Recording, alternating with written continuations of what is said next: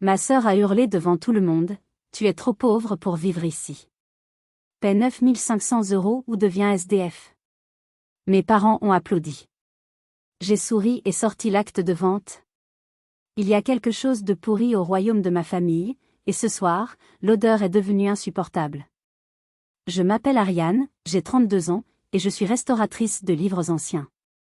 Pour ma famille, je ne suis qu'une ombre poussiéreuse, une ratée qui vit dans le grenier de leur gloire. Mais ce qu'ils ignorent, c'est que le silence est parfois l'arme la plus bruyante qui soit.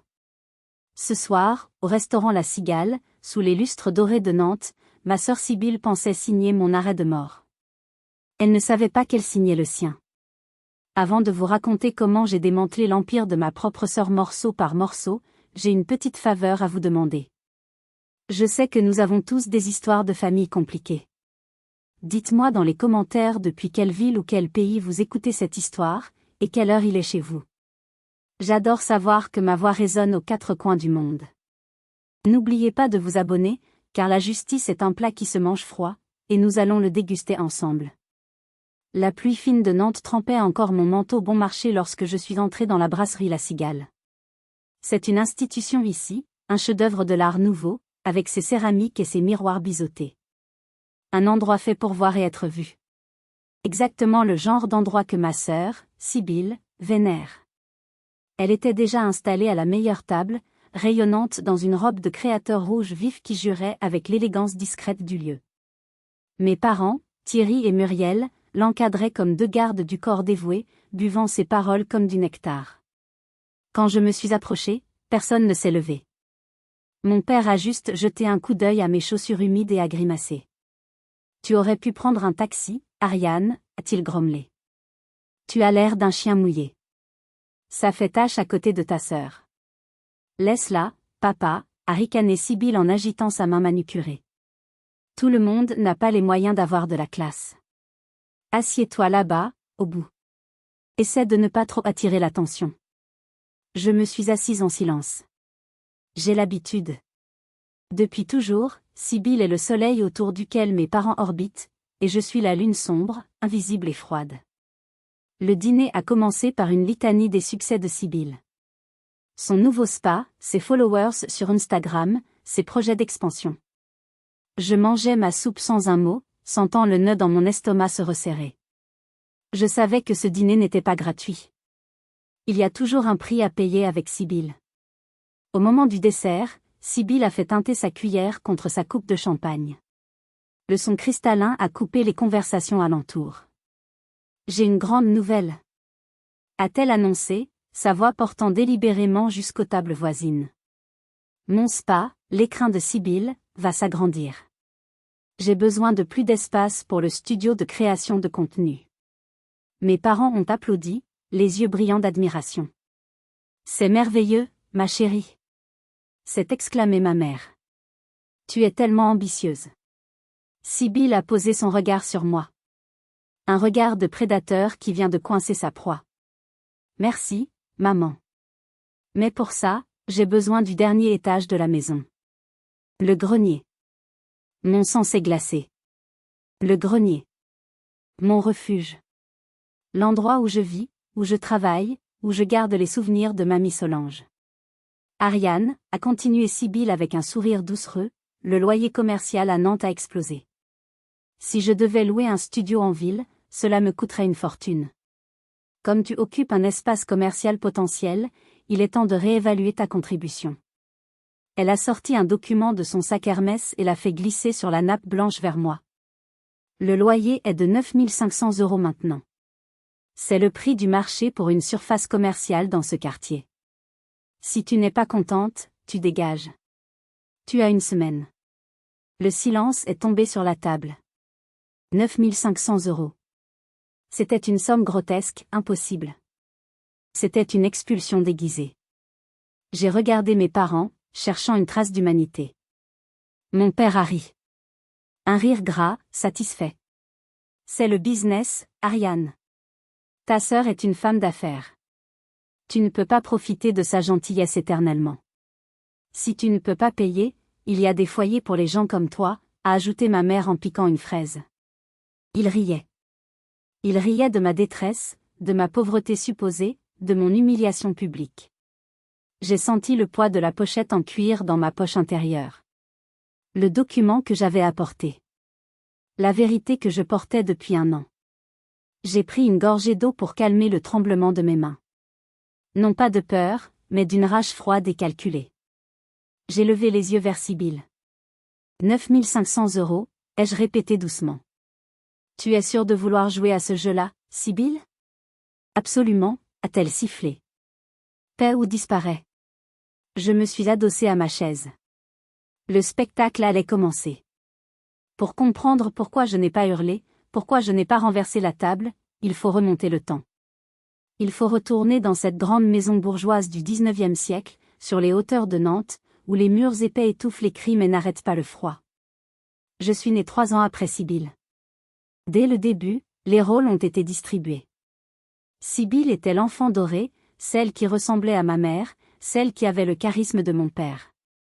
Moi, j'étais l'accident, l'enfant calme, trop sérieuse, celle qui préférait l'odeur du vieux papier à celle des parfums de luxe.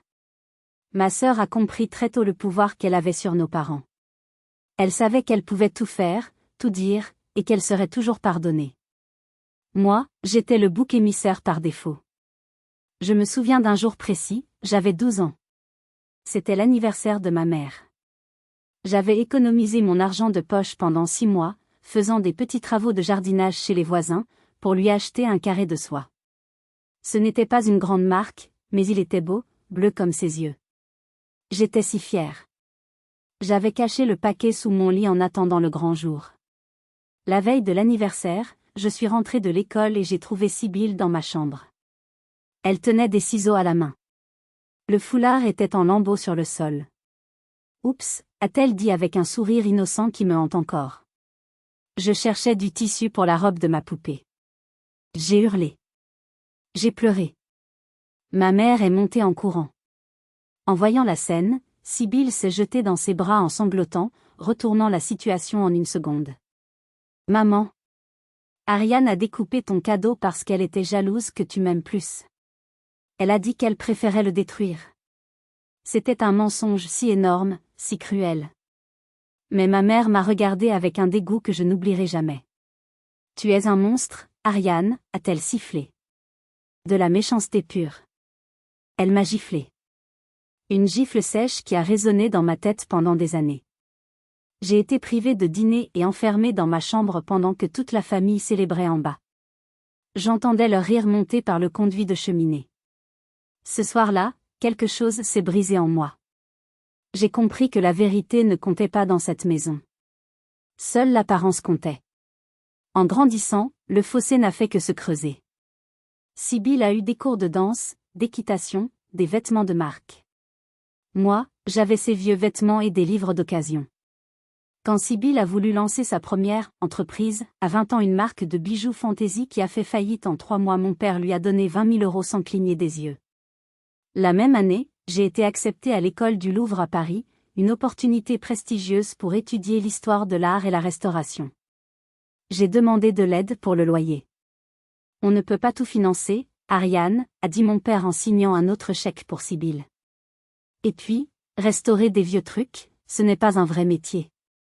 Laisse l'argent à ceux qui ont de l'avenir. J'ai dû refuser l'école du Louvre. Je suis restée à Nantes, j'ai fait un apprentissage chez un vieux relieur, travaillant la nuit dans une boulangerie pour payer mes cours. J'ai appris à restaurer le cuir, à nettoyer le papier piqué, à redonner vie à ce que les autres considéraient comme mort. C'était un travail minutieux, silencieux, solitaire. Exactement comme ma vie. Pendant ce temps, Sibylle brillait. Elle changeait de carrière comme de chemise, toujours financée par la banque de papa et maman. Elle se moquait de mes mains tachées d'encre et de colle. « Regarde-toi », disait-elle. « Tu sens la poussière et la colle de poisson. Tu ne seras jamais personne. » Elle avait tort. C'est précisément dans cette poussière que j'allais trouver ma couronne. Mais je n'étais pas totalement seule. Il y avait mamie Solange. La mère de mon père vivait au dernier étage de la maison, dans ce qui est aujourd'hui mon appartement. Elle était la seule personne dans cette famille qui voyait au-delà des paillettes de Sibylle. Mamie Solange était une femme dure, une Bretonne au caractère d'acier qui avait survécu à la guerre et au veuvage. Elle détestait la superficialité. Quand Sibylle entrait dans sa chambre en tourbillonnant, mamie l'appelait la perruche. Mais quand je venais lui lire un livre, elle m'appelait ma petite chouette. La sagesse voit dans la nuit, Ariane, me disait-elle en serrant ma main avec ses doigts noueux. Laisse-les glousser au soleil. C'est dans l'ombre que se cachent les vrais trésors. C'est elle qui m'a encouragée à poursuivre la restauration de livres. Elle me laissait utiliser son petit salon pour installer mes presses et mes outils. C'était notre sanctuaire, loin des drames de l'étage du bas. Il y a 3 ans, la santé de mamie a décliné rapidement. Je l'ai veillée jour et nuit. Mes parents passaient 5 minutes par jour pour la forme. Sibylle ne montait jamais, prétextant que l'odeur de la vieillesse lui donnait la nausée. Une semaine avant sa mort, alors que l'orage grondait sur Nantes, mamie m'a fait signe de m'approcher. Sa voix n'était plus qu'un souffle. Ariane, écoute-moi bien. Ils attendent tous que je meure pour l'héritage.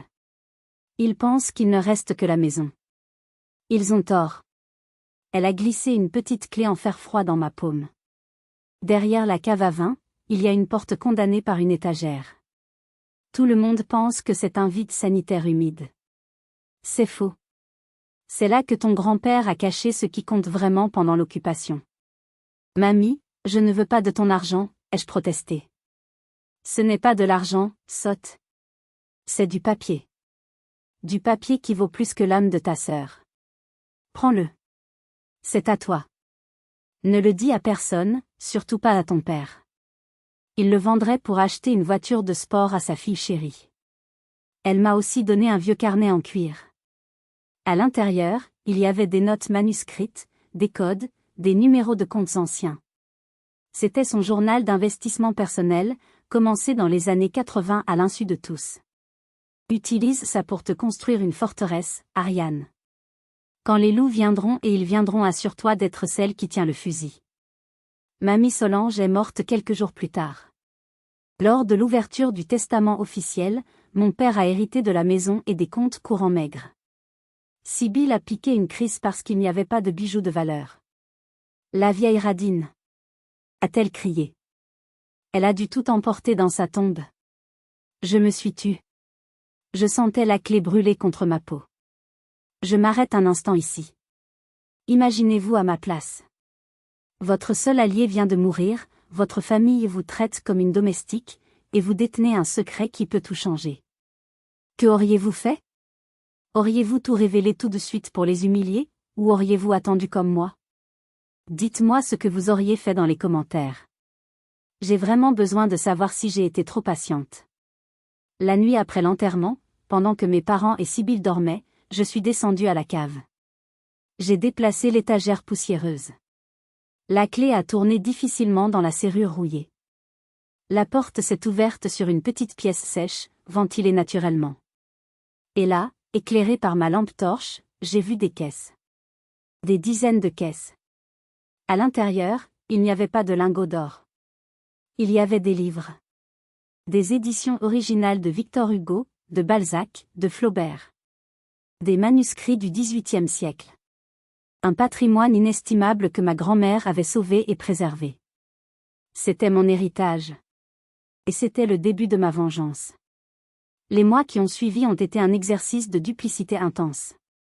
Le jour, j'étais Ariane, la fille effacée qui vivait dans le grenier aménagé de mamie, payant un loyer modeste de 800 € que mon père me réclamait pour couvrir les frais.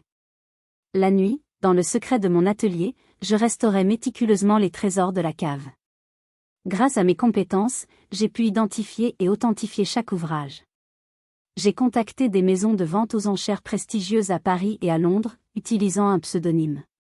La première vente, une édition originale des « Misérables » avec une dédicace de l'auteur, m'a rapporté 45 000 € net. Et ce n'était qu'un début. En un an, j'avais accumulé plus de 1,2 million d'euros après impôts. Personne ne le savait. Je gardais mon vieux manteau, je conduisais ma vieille Twingo, et je continuais à manger les restes des dîners de famille. Pendant ce temps, la maison changeait. Sibylle avait convaincu mes parents de la laisser transformer le rez-de-chaussée en un espace bien-être. Les boiseries anciennes ont été peintes en rose poudré. Les parquets en chêne ont été recouverts de tapis synthétiques blancs. C'était un massacre esthétique, une profanation de l'histoire de notre famille. Ça fait moderne. Gloussait Sibylle en accrochant des néons « Good Vibe Only » sur les murs centenaires. Chaque coup de marteau dans ces murs me faisait mal physiquement. Mais je ne disais rien. J'attendais. J'avais besoin d'un plan solide, pas juste d'argent. Sibylle, fidèle à elle-même, vivait bien au-dessus de ses moyens. Elle avait loué des machines de haute technologie pour son spa, embauché du personnel qu'elle payait mal, et dépensait des fortunes en publicité et en soirées pour réseauter. Elle se prenait pour une magnate de l'industrie, mais elle n'était qu'une enfant jouant à la marchande avec l'argent des autres. Je voyais les lettres de relance arriver. Je voyais mon père froncer les sourcils devant ses relevés bancaires. Sibylle drainait les économies de mes parents à une vitesse alarmante. Un soir, je suis rentrée et j'ai trouvé Sibylle dans le hall, hurlant au téléphone. Elle parlait de « problèmes de trésorerie » et de « banquiers incompétents ». Quand elle m'a vue, elle a raccroché brutalement. « Qu'est-ce que tu regardes, la souillon ? Va dans ton trou. Et passe par l'escalier de service, je ne veux pas que mes clients te croisent. Tu fais baisser le standing de l'établissement. » J'ai baissé la tête et j'ai obéi. J'ai monté les marches de l'escalier de service, celui des domestiques d'autrefois. Mais en arrivant dans mon appartement, j'ai ouvert mon application bancaire. Le solde à 7 chiffres brillait sur l'écran. Bientôt, Sibylle, ai-je murmuré. Bientôt, c'est toi qui prendras l'escalier de service. J'ai contacté ma meilleure amie, Capucine. Capucine est une avocate en droit immobilier, brillante et impitoyable, qui déteste ma sœur depuis le lycée. Sibylle avait répandu des rumeurs horribles sur elle à l'époque. Capucine, lui ai-je dit autour d'un café loin de la maison. Je suis prête. Je veux acheter la maison. Tes parents ne te la vendront jamais, a-t-elle répondu. Ils préféreraient la brûler plutôt que d'admettre que tu as réussi. Je sais. C'est pour ça qu'ils ne sauront pas que c'est moi. Nous allons créer une société écran. Une SCI au nom mystérieux. Le silence. Capucine a souri. Un sourire de requin. J'adore ça. On commence quand ? Maintenant. Sibylle est aux abois. Elle a besoin d'argent liquide, vite. Elle va convaincre papa de vendre les murs pour sauver son business. C'est le moment de tendre le piège. Le piège était simple, mais diabolique car il reposait entièrement sur la cupidité et l'orgueil de ma famille. Comme je l'avais prédit, la situation financière de Sibylle est devenue critique 6 mois plus tard. Elle avait investi dans une crypto-monnaie douteuse sur les conseils d'un « influenceur » et avait perdu 400 000 €. C'était de l'argent qu'elle avait emprunté à des usuriers, pas à la banque. Elle était terrifiée. Je l'écoutais à travers les cloisons fines, une autre chose que la rénovation bâclée de Sibylle n'avait pas arrangée. Elle pleurait, suppliait mes parents. Si je ne paie pas d'ici la fin du mois, ils vont me briser les jambes. Et ils prendront le spa. Il faut vendre la maison. Mais c'est notre maison de famille, a gémi ma mère. On s'en fiche. A hurlé Sibylle. On vend les murs à un investisseur, on récupère le cash pour payer mes dettes et réinvestir, et on reste locataire. C'est ce que font tous les riches. Ça s'appelle du sale and leaseback. On garde la maison, on a juste un loyer à payer, mais avec les profits du spa, ce sera une goutte d'eau. Mon père, toujours prêt à croire au génie de sa fille, a fini par céder. C'est là que Capucine est entrée en scène.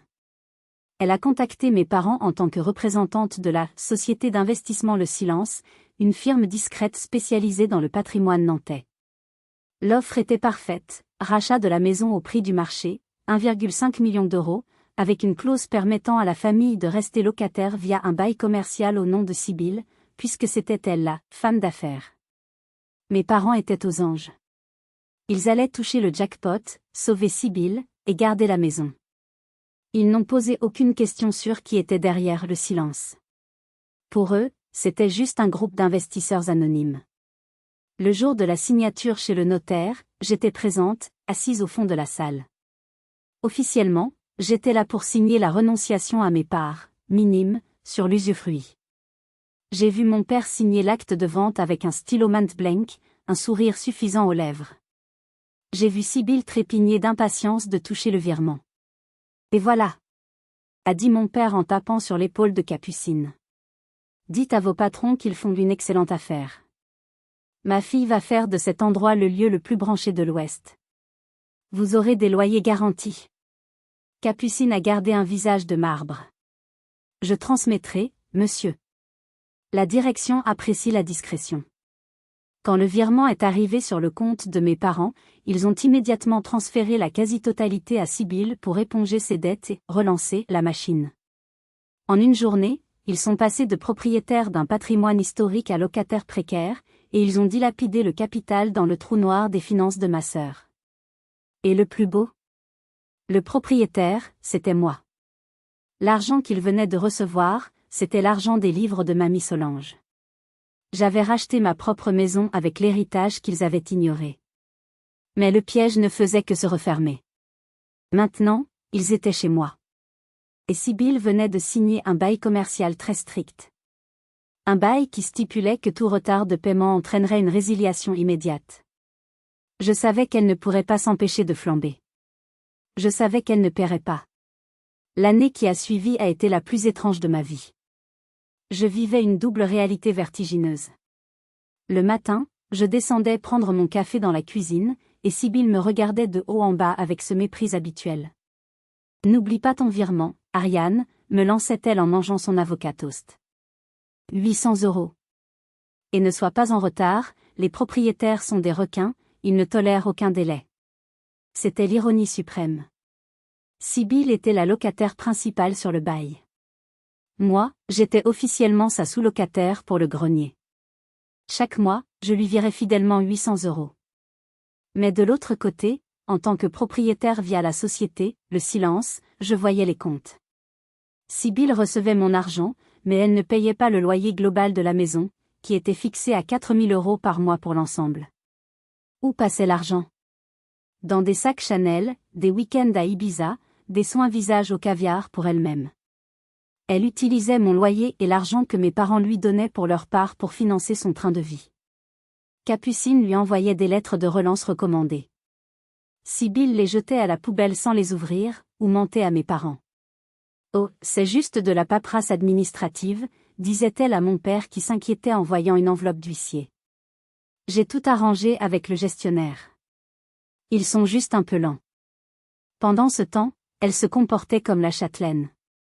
Elle organisait des soirées bruyantes dans le salon jusqu'à 3 heures du matin. Quand je descendais pour demander un peu de calme car je devais travailler tôt le lendemain, elle riait au nez de ses invités. « Regardez là, le fantôme du grenier. Retourne dans ta boîte, Cendrillon. Ici, c'est chez moi. Je fais ce que je veux. » Un jour, j'ai trouvé mes bottes de pluie jetées dehors, sous l'averse. Elles faisaient tache dans l'entrée, m'a-t-elle dit. Mes clients ne veulent pas voir debout. J'ai ramassé mes bottes en silence. J'ai noté l'incident dans mon dossier « Preuve ». Chaque insulte, chaque retard de paiement, chaque dégradation du bien, elle avait percé un mur porteur sans autorisation pour installer une baie vitrée, était consignée. Je savais que je pouvais l'expulser légalement depuis des mois. Mais je voulais que la chute soit totale. Je voulais qu'elle se sente invulnérable juste avant que le sol ne se dérobe. Et puis, il y a eu l'affaire du chat. J'avais recueilli un chat de gouttière, un vieux matou borgne que j'avais nommé Hugo. Il ne sortait jamais de ma chambre. Un après-midi, Sibylle est montée. Elle a vu le chat dormir sur mon lit. « C'est dégoûtant !» a-t-elle hurlé. « Un animal crasseux dans ma maison. » Elle a attrapé Hugo par la peau du cou. J'ai crié, j'ai essayé de l'arrêter, mais elle a ouvert la fenêtre de toit et l'a jeté sur le toit glissant. Si je le revois, je l'empoisonne. Heureusement, Hugo s'est réfugié dans la gouttière et j'ai pu le récupérer, tremblant de terreur. Ce soir-là, en serrant mon chat contre moi, j'ai su que ma patience avait atteint sa limite. Ce n'était plus seulement une question d'argent ou de maison. C'était une question de pure méchanceté. Elle devait payer. Le destin m'a donné l'opportunité parfaite quelques semaines plus tard, avec cette fameuse invitation au restaurant La Cigale et cette demande d'augmentation de loyer délirante. Sibylle, acculée par ses dettes secrètes et les relances de « le silence » qu'elle ignorait, avait décidé de faire payer sa propre sœur pour se sauver. Elle voulait me faire payer 9 500 € pour couvrir ses arriérés et ses futurs excès. Quelle erreur tragique. Les jours précédant le dîner à la Cigale ont été un enfer calculé. Pour me forcer à accepter l'augmentation ou à partir, Sibylle a employé des méthodes de voyou. C'était l'hiver. Soudainement, le chauffage dans mon appartement a cessé de fonctionner. Il faisait 12 degrés dans ma chambre. Quand j'ai vérifié la chaudière au sous-sol, j'ai vu que la vanne alimentant le dernier étage avait été fermée et cadenassée. « Oh, c'est cassé », a menti Sibylle avec un faux air désolé. « Et comme je n'ai pas de budget pour les réparations, tu devrais peut-être aller vivre ailleurs où il fait chaud, non ?» 2 jours plus tard, c'était l'eau chaude. Je devais me doucher à l'eau glacée ou faire chauffer des bouilloires comme au XIXe siècle. Mes parents ne disaient rien. Pour eux, c'était une tactique, dure mais nécessaire, pour me pousser vers la sortie et libérer l'espace pour le « business ». Tu comprends, Ariane, m'a dit ma mère en s'emmitouflant dans son châle en cachemire, ta sœur a besoin de cet étage pour ses live streams. La lumière est meilleure là-haut. Ne sois pas égoïste. Tu occupes trop de place pour une seule personne. Égoïste. Le mot m'a brûlé. J'avais racheté leur maison pour qu'ils aient un toit. Je payais un loyer pour un bien qui m'appartenait. Je supportais le froid et les insultes. Et j'étais l'égoïste. Le matin du dîner, c'était mon anniversaire. 32 ans. Personne ne me l'a souhaité. Pas un message, pas un mot. À la place, j'ai trouvé une enveloppe sous ma porte. C'était l'avis, officiel, rédigé par Sibylle, avec des fautes d'orthographe, annonçant le nouveau loyer de 9 500 € et l'ultimatum. C'était la goutte d'eau. Pas le loyer, pas le froid. Mais l'oubli total de mon existence en tant qu'être humain digne d'amour le jour de ma naissance. Ils m'avaient effacé de leur cœur bien avant de vouloir m'effacer de la maison. J'ai pris mon téléphone. Mes doigts étaient engourdis par le froid, mais ma détermination était brûlante. J'ai composé le numéro de Capucine. Allô? Ariane? C'est ce soir, ai-je dit. Au restaurant La Cigale. Tu es sûre? On peut encore attendre l'expulsion judiciaire classique. Non. Je veux les voir en face. Je veux voir la lueur s'éteindre dans les yeux de Sibylle quand elle comprendra. Apporte le dossier complet. L'acte de vente, les relevés bancaires, les preuves de dégradation, tout. Et n'oublie pas la résiliation du bail. Compris. Je serai là au dessert. Mets ta plus belle armure, ma chérie. Ça va saigner. J'ai raccroché. J'ai regardé mon appartement glacial, mes livres empilés, mon chat Hugo qui dormait sous 3 couvertures. C'est fini, Hugo, ai-je chuchoté. On rentre à la maison. La vraie maison. Je me suis habillée. J'ai mis mon vieux manteau. J'ai glissé une copie de l'acte de vente dans ma poche intérieure. Et je suis partie affronter les loups, sachant que j'étais devenu le chasseur. Retour à la Cigale. Le décor est planté. L'ultimatum de 9 500 € flotte encore dans l'air comme une mauvaise odeur. Les rires de mes parents se sont tus, remplacés par une attente goguenarde. Ils attendent que je pleure, que je supplie, ou que je me lève et parte en courant, vaincu. Sibylle boit une gorgée de vin, savourant son triomphe. Alors, dit-elle. Le chat a mangé ta langue? Ou tu es en train de calculer combien de reins tu dois vendre pour payer un mois de loyer? J'ai une question, Sibylle, ai-je dit, ma voix étonnamment stable. Si je paie ces 9 500 €, tu vas les utiliser pour quoi? Pour payer tes dettes de jeu? Ou pour payer le loyer que tu dois au propriétaire depuis 8 mois? Le sourire de Sibylle a vacillé, une fraction de seconde, avant de revenir, plus crispé. De quoi tu parles? Je n'ai pas de dette. Et le propriétaire est ravi de ma gestion. Vraiment? Ai-je continué, en penchant la tête sur le côté. Parce que j'ai entendu dire que la société, le silence, a envoyé 3 mises en demeure le mois dernier. Mon père est intervenu, le visage rouge. Ariane. Arrête d'inventer des mensonges pour salir ta sœur. Tu es jalouse, c'est pathétique. Sibylle est une professionnelle. Une professionnelle? Ai-je ri. Un rire sec, sans joie. Une professionnelle qui jette les chats par la fenêtre? Une professionnelle qui coupe le chauffage de sa sœur en plein hiver? Une professionnelle qui vend la maison de ses parents pour couvrir ses pertes en crypto-monnaie? Tais-toi! A hurlé Sibylle, attirant les regards de tout le restaurant. Tu ne sais rien. Cette maison est à moi. Je suis la maîtresse ici.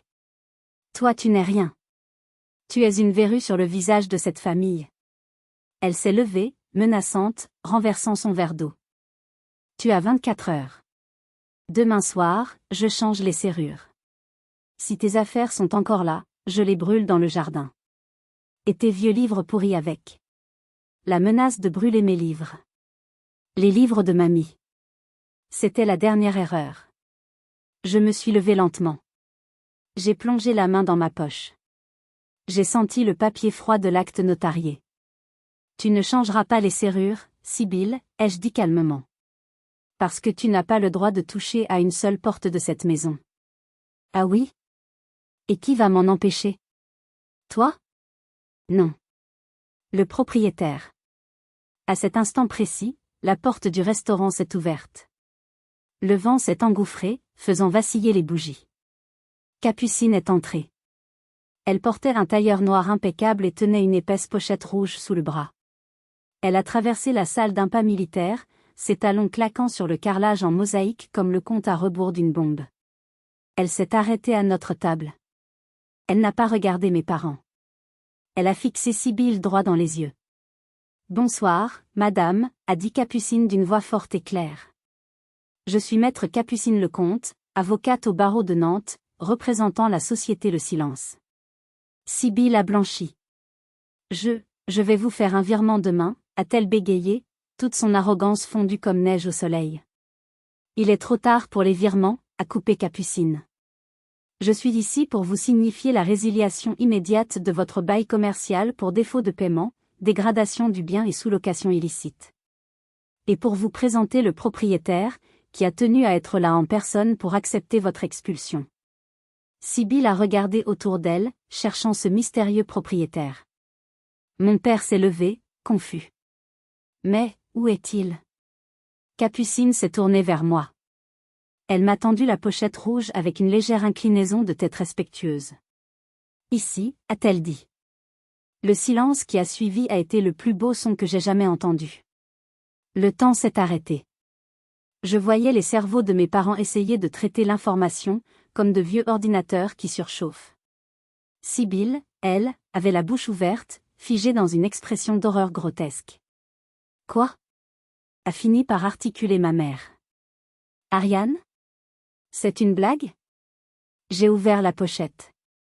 J'ai sorti l'acte de vente original, avec le sceau du notaire en relief, et je l'ai posé au centre de la table, sur les restes du dessert. Lisez, ai-je dit. Propriétaire unique de la société Le Silence, mademoiselle Ariane Dumont. Mon père a saisi le papier. Ses mains tremblaient tellement qu'il a failli déchirer la page. Il a lu, ses yeux s'écarquillant à chaque ligne. Tu as acheté la maison? Mais avec quel argent? Tu es fauché. L'argent de mamie Solange, ai-je répondu. Celui qu'elle m'a laissé parce qu'elle savait que vous ne le méritiez pas. Celui que j'ai fait fructifier pendant que Sibylle gaspillait le vôtre. Je me suis tournée vers Sibylle. Elle était prostrée sur sa chaise, le teint cireux. Et maintenant, parlons de toi, chère sœur. J'ai sorti une autre liasse de papier. Des relevés bancaires. Voici les preuves que je t'ai viré 800 € chaque mois depuis 1 an. Voici les preuves que tu as reçu de l'argent de nos parents pour le loyer. Et voici le compte de la société Le Silence, 0 versement. J'ai jeté les papiers sur elle. Ils ont voletoyé comme des confettis de honte. Tu as volé mon argent. Tu as volé l'argent de papa et maman. Et tu as vécu gratuitement dans ma maison tout en me traitant comme une moins que rien. Le total de ta dette s'élève à 65 000 €, intérêts et pénalités inclus. C'est impossible, a chuchoté Sibylle. Papa, dit quelque chose. Elle ment. Mais mon père ne la regardait plus. Il regardait l'acte de vente. Il réalisait soudain qu'il n'avait plus de toit, plus d'argent, et que la fille qu'il avait méprisée tenait sa vie entre ses mains. Tu nous as expulsés, a murmuré mon père, sa voix brisée. Tu as expulsé ta propre famille? Non, ai-je rectifié sèchement. C'est vous qui avez vendu la maison. C'est Sibylle qui n'a pas payé le loyer. Moi, je vous ai laissé vivre là pendant 1 an. J'ai payé les taxes foncières. J'ai payé les réparations de toiture que Sibylle ignorait. J'ai été la meilleure propriétaire possible. Et comment m'avez-vous remercié? En coupant mon chauffage. En jetant mon chat. En essayant de me racketter de 9 500 € ce soir. Capucine a repris la parole, implacable. Madame Sibylle Dumont, vous avez 48 heures pour vider les lieux. Passé ce délai, la force publique interviendra. De plus, une plainte pour abus de confiance et escroquerie a été déposée ce matin auprès du procureur de la République. Sibylle a éclaté en sanglots. Pas des larmes de remords, non. Des larmes de rage impuissante. Tu ne peux pas me faire ça. Mon spa. Mes clients. Je vais tout perdre. Tu as déjà tout perdu, Sibylle, ai-je dit. Tu l'as perdu le jour où tu as cru que tu pouvais m'écraser sans conséquence. Ma mère s'est mise à pleurer aussi, s'agrippant au bras de mon père. Et nous? Ariane, ma chérie, nous sommes tes parents. Tu ne vas pas nous mettre à la rue? Je les ai regardés. J'ai cherché une trace de l'amour que j'avais tant désiré enfant. Je n'ai vu que de la peur et de l'intérêt. Vous avez ri, ai-je dit doucement. Quand elle a dit « Paix ou devient SDF », vous avez ri. Vous avez applaudi. Pourquoi ne riez-vous plus maintenant? C'est la même blague, non? Sauf que le dindon de la farce a changé. J'ai ramassé mes dossiers. Je me sentais légère, comme si je venais de poser un sac de pierre que je portais depuis 20 ans. Vous avez 48 heures, ai-je répété. Et ne touchez à rien. Si une seule ampoule manque, je vous poursuis aussi. J'ai fait signe à Capucine. Nous nous sommes dirigés vers la sortie sans nous retourner. Derrière nous, le restaurant était silencieux, à l'exception des sanglots hystériques de ma sœur et des murmures choqués des autres clients. Dehors, la pluie avait cessé. L'air de Nantes n'avait jamais été aussi doux. Les 48 heures qui ont suivi ont été un spectacle de désolation que j'ai observé de loin, via les rapports de l'équipe de sécurité que j'avais engagée pour surveiller la maison. Je ne voulais pas être là. Je ne voulais pas voir leur visage suppliant. Je voulais que la loi fasse son travail froid et mécanique. Sibylle a essayé de résister. Elle s'est barricadée dans sa chambre, menaçant de se suicider en direct sur Instagram. Mais quand la police est arrivée, appelée par Capucine, elle est sortie docilement, cachant son visage sous une écharpe pour ne pas être reconnue par ses fans. Ironiquement, c'était une écharpe bon marché, car ses sacs de luxe avaient déjà été saisis par d'autres créanciers qui avaient eu vent de sa chute. Le spa a été démantelé. Les équipements loués ont été récupérés par les fournisseurs impayés. Les murs roses ont été mis à nu, révélant les trous et les dégâts qu'elle avait causés. C'était comme voir le maquillage couler sur un visage laid. Mes parents? C'était le plus dur, je l'avoue. Ils ont dû emballer leur vie dans des cartons de bananes récupérés au supermarché. Ils m'ont appelé 50 fois. J'ai écouté un seul message vocal de mon père. Ariane, on a fait une erreur. On ne savait pas. On t'aime. Sibylle nous a trompés. Laisse-nous rester, s'il te plaît. On te paiera un loyer, avec nos retraites. C'était pathétique. Ils rejetaient la faute sur Sibylle, comme ils avaient rejeté la faute sur moi toute ma vie. Ils ne prenaient aucune responsabilité pour leur complicité, pour leur cruauté. On t'aime sonnait faux, comme une pièce de monnaie contrefaite. J'ai tenu bon. Capucine m'a soutenue. Si tu cèdes maintenant, m'a-t-elle dit, ils recommenceront dans 6 mois. Ils te mangeront tout cru. Tu ne les punis pas, Ariane. Tu te protèges. Sibylle a dû emménager dans un studio meublé en banlieue, une zone industrielle grise loin du centre chic. Sans son spa, sans son adresse prestigieuse, sa carrière d'influenceuse s'est effondrée. Ses amis ont disparu dès qu'il n'y a plus eu de champagne gratuit. Elle a dû prendre un travail de vendeuse dans une parfumerie de chaîne, un comble pour celle qui se voyait impératrice de la beauté. Mes parents ont trouvé un petit appartement au rez-de-chaussée d'une barre HLM. C'est propre, c'est décent, mais c'est loin du luxe auquel ils étaient habitués. Ils ont perdu la face devant toute la haute société nantaise. Le scandale de leur expulsion et des dettes de Sibylle a fait le tour de la ville. Quant à moi, je suis retournée dans la maison une fois vide. Le silence était différent cette fois. Ce n'était plus le silence de l'oppression. C'était le silence de la paix. J'ai marché dans les pièces vides. J'ai vu les traces des cadres enlevés, les éraflures sur le parquet. La maison était blessée, comme moi. Mais elle était debout. Elle était solide. J'ai ouvert la fenêtre du grenier. Hugo, mon chat, s'est assis sur le rebord, regardant les toits de Nantes. Il n'avait plus peur. J'ai commencé les travaux de restauration dès le lendemain. Pas pour en faire un musée, mais pour en faire un foyer. J'ai gratté la peinture rose. J'ai poncé les parquets. J'ai rendu à la maison sa dignité. Le processus de guérison a été long. Pas seulement pour la maison, mais pour moi. J'ai découvert l'étendue des dégâts financiers causés par Sibylle. Elle avait non seulement dilapidé l'argent de la vente, mais elle avait contracté des crédits à la consommation au nom de mes parents en imitant leur signature. Ils étaient ruinés. Techniquement, je pourrais les laisser couler. Mais et c'est là que je diffère d'eux, je ne suis pas un monstre. Une fois la colère retombée, 6 mois plus tard, j'ai pris une décision. J'ai demandé à Capucine de contacter mes parents. J'ai proposé de payer une petite allocation mensuelle pour compléter leur retraite, juste assez pour qu'ils ne finissent pas à la banque alimentaire. Mais à une condition stricte, aucun contact direct. Pas de visite, pas de téléphone, pas de Noël hypocrite. Et pas un centime ne devait aller à Sibylle. Ils ont accepté. Ils n'avaient pas le choix. J'ai appris par Capucine que mon père pleurait en signant l'accord. Peut-être des larmes de gratitude, peut-être de honte. Je ne veux pas le savoir. Sibylle a essayé de me contacter une fois. Elle m'a attendu devant la maison un soir de pluie. Elle avait l'air vieillie, amère. « Tu es contente ?»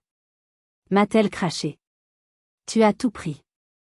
Tu es une voleuse. » Je n'ai rien pris, Sibylle, ai-je répondu calmement en ouvrant la grille. J'ai juste récupéré ce que tu as jeté. Tu avais une sœur qui t'aurait aidé si tu avais été gentille. Tu avais des parents qui t'aimaient. Tu avais une maison. Tu as tout détruit par ton arrogance.